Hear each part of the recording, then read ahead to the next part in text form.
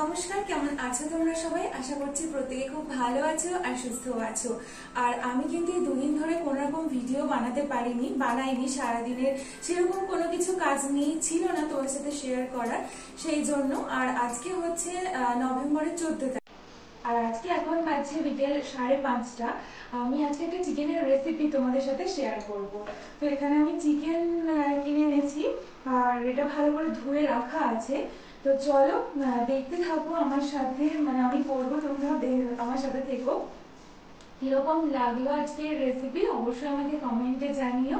তো চলো তাহলে এখন থেকে শুরু করা যাক চিকেনের রেসিপিটা।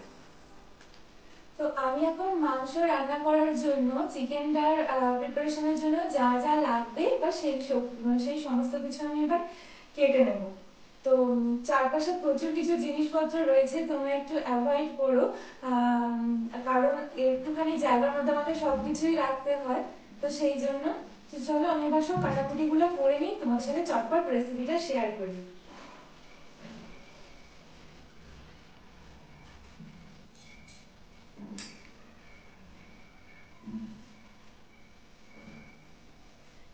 যতই ভাবি যে চিকেনে আলু দেবো না, কিন্তু সেই মনে হয় যে একটা দিয়েই দিই। যদি আবার খাওয়ার টাইমে মনে হয় বলে ভালো হতো, তখন আবার কি হবে, সেই জন্য আর কি। তো পুরো রেসিপিটা তোমরা দেখো, আজকে রেসিপিটা আমি একটু অন্যভাবে বানাবো, তোমাদের ভালোই লাগবে আশা করছি। তো দেখতে থাকো পুরো রেসিপিটা। তো ওখানে রয়েছে মোটামুটি 400 গ্রাম মতো চিকেন, আর 400 গ্রাম চিকেনে খুব বেশি আমি দেবো না আলু।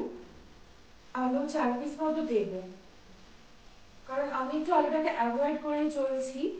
তো দুজনে খাবো আর কতই বা দেবো। আর অল্প করেই মাংস আনা হয়, কারণ শুভঙ্কর বেশি একটা মাংস খায় না, ও 2-3 পিস খায়, বাকিটা সেই আমাকেই খেতে হয়।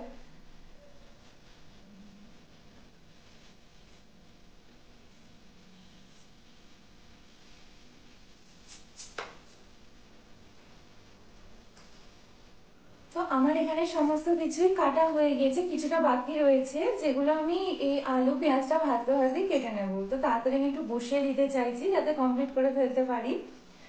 তো এখানে দেখো পেঁয়াজ, আলু, টমেটো, কাঁচা লঙ্কা সমস্ত কেটে নিয়েছি, আর একটু কারি পাতা দেবো, কারি পাতা, ধনে পাতা এগুলো একটু কাটবো। আর আদা রসুনটা, ওটা আমি এগুলো মানে ঘাটতে ভাজতে ওগুলো আমি করে নেবো। তো চলো শুরু করি। তো চলো এবার শুরু করা যাক আজকের রেসিপি।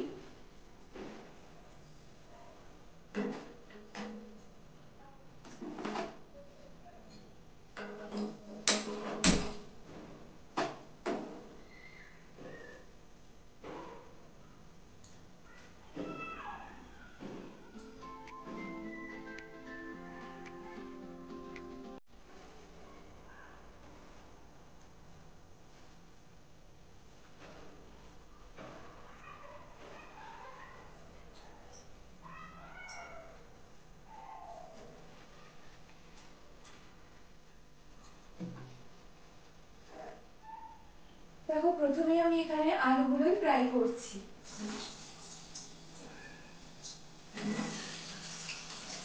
আমার চ্যানেলের ভিডিওগুলো যদি তোমাদের ভালো লেগে থাকে তাহলে অবশ্যই কিন্তু লাইক কমেন্টের মাধ্যমে আমাকে সেই ভালোবাসা জানিও। আর যারা নতুন বন্ধু আজকের এই ভিডিওটা দেখছো, আজকের রেসিপিটা পুরোটা দেখতে থাকো, স্কিপ করো না, ভালো লাগবে আশা করছি। রোজকার ওই একঘেয়ে চিকেন আমি কিন্তু আজকে বানাচ্ছি না, আর টেস্টটা কিন্তু একটু অন্যরকম হয়েছিল। তো তোমরাও বানিয়ে দেখো, আর অবশ্যই তোমরা কিন্তু যারা নতুন সাবস্ক্রাইব করো। আলুগুলো এখানে বেশ ভালো করে আমি ভেজে নিয়েছি, আর 4 পিস আলু আমি দিয়েছি। তো চলো এবার আলুগুলোকে তুলে নিচ্ছি। চিকেন কষার মধ্যে সাধারণত আলু দিলে না টেস্টটা একটু লেস হয়ে যায়, মানে ভালো লাগে না আর, কিন্তু তাও দিলাম।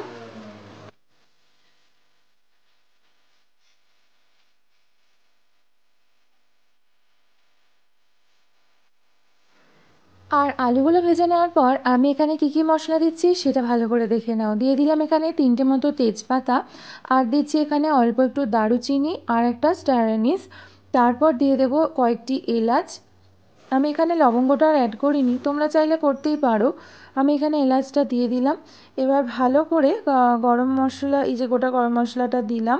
তো এটা একটু নাড়াচাড়া করে নেব ওই 30 সেকেন্ড মতো।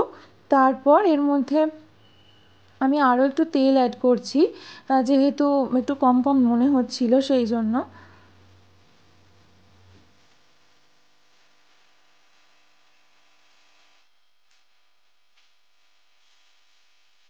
তো এখানে যে গোটা গরম মশলা, তেজপাতা এগুলো ফ্রাই হয়ে যাওয়ার পর আমি এখানে দিয়ে দেবো এই যে কাঁচা লঙ্কা বলতে পারি একটু পেকে গেছে, তো সেটা দিয়ে দিচ্ছি।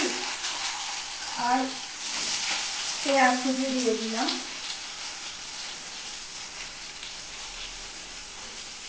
তো মাঝখানে আমি একটু তেলও অ্যাড করেছিলাম, সেটা তোমরা দেখলে।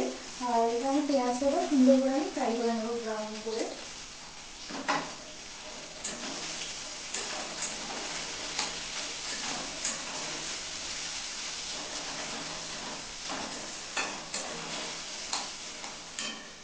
পেঁয়াজটা এদিকে ফ্রাই হচ্ছেই, হওয়ার সাথে সাথে আমি এর মধ্যে অ্যাড করে দিচ্ছি কারি পাতা।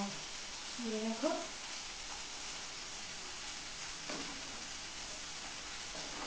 কারি পাতাটা একদম স্কিপ করে যেও না, কারি পাতাটা অবশ্যই এখানে ব্যবহার করো। আর করলে কিন্তু ফ্লেভারটা পুরোটাই সাউথ ইন্ডিয়ান যে চিকেনের রেসিপিগুলো হয় সেরকমই আসবে, খেতে কিন্তু খুব ভালো লাগবে। এখানে আমি পেঁয়াজটা ভাজতে দিয়ে ওদিকে আমি আদা রসুন সমস্তই বেটে নিয়েছি। আর এদিকে পেঁয়াজ একদম সুন্দরভাবে ভাজা হয়ে গিয়েছে, ব্রাউন হয়ে গিয়েছে। আমি এরপরে না আদা রসুনটা দিচ্ছি না, এখন আমি টমেটো কুচিটা দিয়ে দিচ্ছি।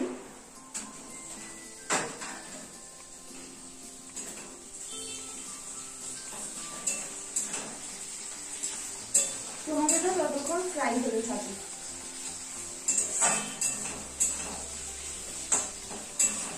বাইরে কিন্তু বেশ অন্ধকার হয়ে গিয়েছে, এখন যেহেতু একটু শীত পড়ছে আস্তে আস্তে, তো এখন তাড়াতাড়ি সন্ধ্যাটা হয়ে যাচ্ছে।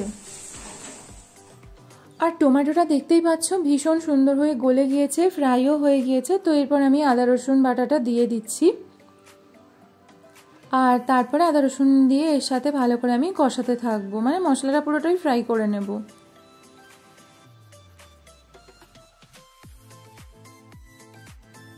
আর একটা কাপের মধ্যে পরিমাণ মতো হলুদের গুঁড়ো, লঙ্কার গুঁড়ো আর একটু জিরের গুঁড়ো নিয়ে নিয়েছি।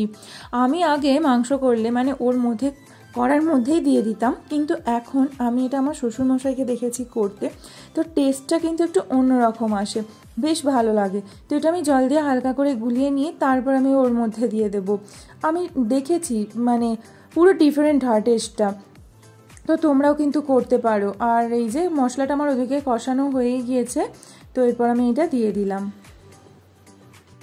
আমার চ্যানেলের ভিডিওগুলো ভালো লাগলে অবশ্যই কিন্তু লাইক করে দিও, আর যারা নতুন আজকের ভিডিওটা দেখছো ভালো লাগলে সাবস্ক্রাইব করে দিয়ে যেও। আর কি বলবো, আর চিকেনের এই রেসিপিটা না স্কিপ করো না, কারণ এই মাঝখানে একটা সিক্রেট মশলা আছে, সেই মশলাটা না দিলে কিন্তু পুরোটাই মানে সেভাবে আর টেস্ট আসবে না। আর এদিকে তো চিকেনের মশলাটা কষানো হয়ে গিয়েছে, তারপর আমি দিয়ে দিলাম এখানে চিকেনের টুকরোগুলো। তো স্কিপ করো না প্লিজ, দেখতে থাকো। আর এরপর তো আর কিছুই কাজ নেই, আলুগুলো আমি এর মধ্যে দিয়ে দেবো, দিয়ে শুধু ঢাকনা দিয়ে দিয়ে আমি কষাতে থাকবো। তার মাঝখানে আমি একটা মশলা দেবো অর্ধেক কষানো হয়ে গেলে, তখন তো সেটা স্কিপ করো না। আর যেটা বলছে যে আলুগুলো আমি প্রথমেই দিয়ে দিলাম, কারণ এখানকার আলু একেবারেই সেদ্ধ হতে চায় না, তাই একেবারে মাংসর সাথে তুলে দিলে তবে যদি একটু ভালো সেদ্ধ হয়। অর্ধেক কষানো হয়ে যাওয়ার পর এর মধ্যে আমি যে মশলাটা বলেছিলাম সেটা দিয়ে দেবো।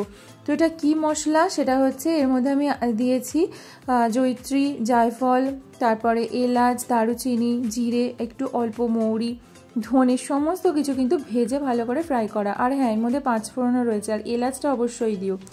তো এই হচ্ছে মশলা।